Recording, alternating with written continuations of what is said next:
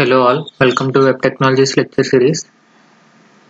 This is Pawan Kumar Verma, working as Assistant Professor in Department of Computer Science and Engineering, SRK Engineering College.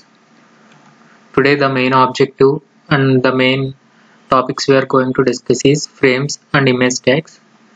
These are the two important tags that we are going to use in this Web Technologies as a part of HTML. So the main agenda is to learn about frame tags and its attributes, and images and image attributes, and image mapping and attributes of image and image maps. So first of all, let's go to frames. So mainly HTML frames are used to divide our browser into multiple sections, where each section can load a separate HTML document. So frames are nothing but if you want to divide our web page into different sections, we can use these frames. A collection of frames in the browser window is known as frame set. Is also known as frame set.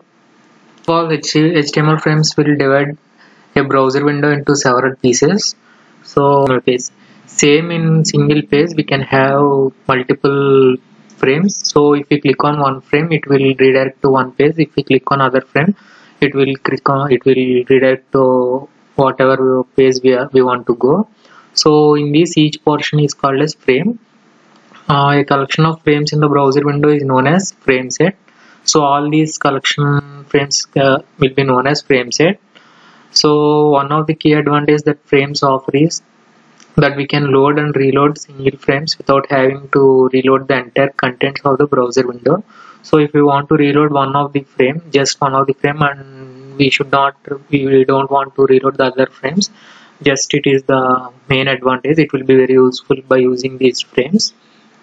So the main actual tag if we want to use frames is frame set. If we use frame set, we need not use the body tag. So use frame set tag. It defines the frame set.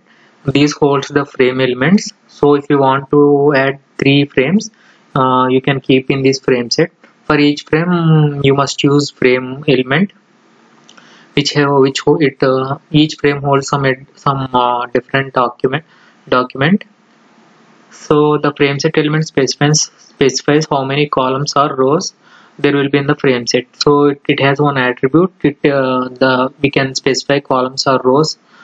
So how many frames can be divided, and how much percentage each frame can be, how much percentage of pixels of space will occupy each of the frame. So next the important element is frame. The frame tag defines one particular window within a frame set. Each frame in a frame set can have different attributes such as border, scrolling, the ability to resize, etc.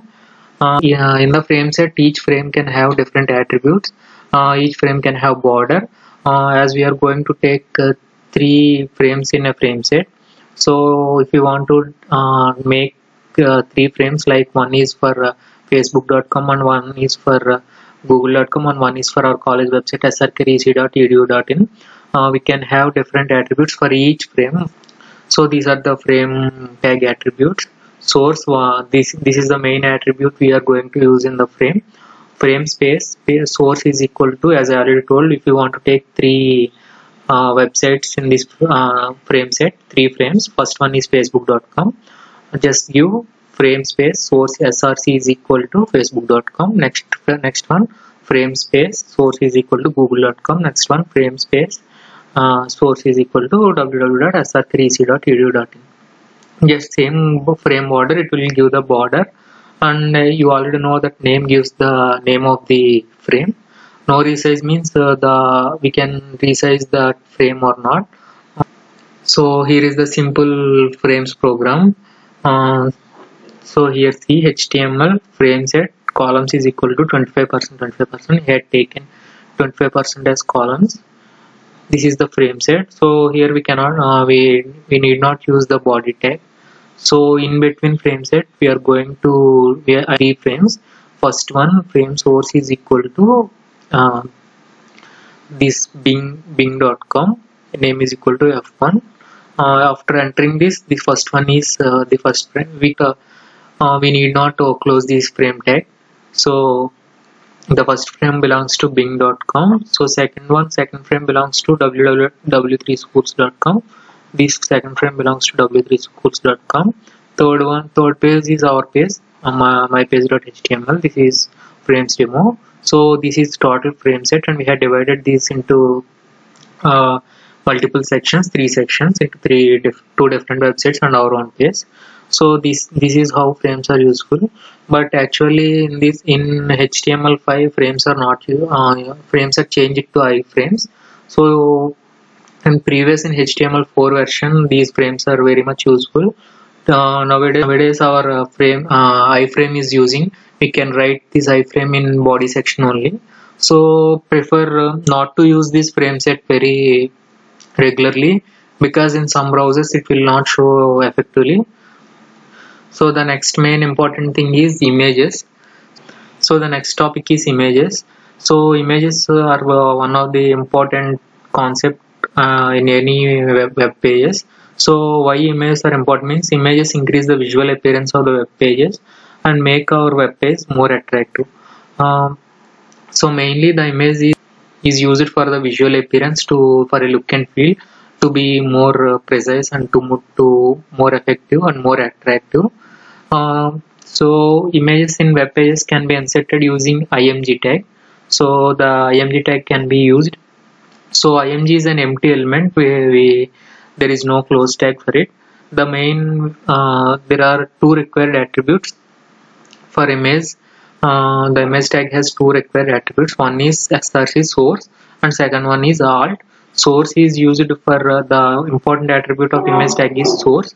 Source is used for the URL or the path of the image, like href is equal to some website. No, here in image tag we are using source is equal to the path of the image, or if we want to go to the URL and get the image, just use source. And alt is for if the image is not there in the path, this alt that specifies the alternate text to be displayed, alt. So if the image could not load, the alternate text is also displayed. If the image takes time to load due to slow internet connection, or if the image is very big, these alternative text can be displayed. So the attributes of image tag are there are many attributes. First one is source. So src is equal to URL. This is the main attribute. Src is equal to ln. This specifies the URL of an image. So next one is align. It will align our image to top or bottom or middle or left or right. Next one is alt. As I already told, it specifies an alternative text for an image when the internet connection is slow or anything, the image size is big. If you want to give border to any image, use this. If you want to give width, height, also use this width and height for the image. The image may be small or big. Use this width and height for good looking, or if the image is too big, the loading, while loading your web page, it will take difficult. So use width and height, and use this H space and V space. It specifies the white spaces in the left side, top and bottom. Next on easemap or usemap, it will be useful for the image for fetching from server side and client side. So these are the main attributes of the images. So this is the simple how to get the image. So in body we are going to write this image. So see here img source, first one image tag, there is no end tag for it. So img, the first main attribute is source. Source is equal to, we are giving the path of the image car.jpg. So if you want to this car.jpg should come, the both image.html and car.jpg should be in the same folder. If this car.jpg in another folder, use the path like this. See, this baby pic is in another C drive. This image.html, suppose think this image.html in some other document. So to fetch this baby pic, just use this source C : this is the path of the image where this baby picture is there. So width and height will be this height of the image and width of the image. So it is aligned in right. So this alt is used. So for this baby pic I had used border 3. It is showing border. For image car I did not taken any border, so it is not showing.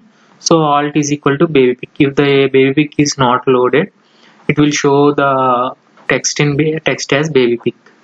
So just main suggestion while using images are, wherever our program is, the images also must be in the same folder, or if they are in another folder, use the location like this. You can find in properties of the image. So the next main important and interesting one, image maps. So image maps are nothing but, if the an image is image maps are nothing but, an image maps is a large picture which has areas that the user can click with a mouse. If there is a big image size, if our total web page consists of an image, and if you want to click that image, and if you want to go to some other website or some other page, these image maps will be useful. If there is one image and we can use that image for first part, you can divide that image into two parts, and if you click the above part, go to some website. If you click the down part, go to other website. So in that image, each clickable area in an image map is called hotspot. It is called hotspot.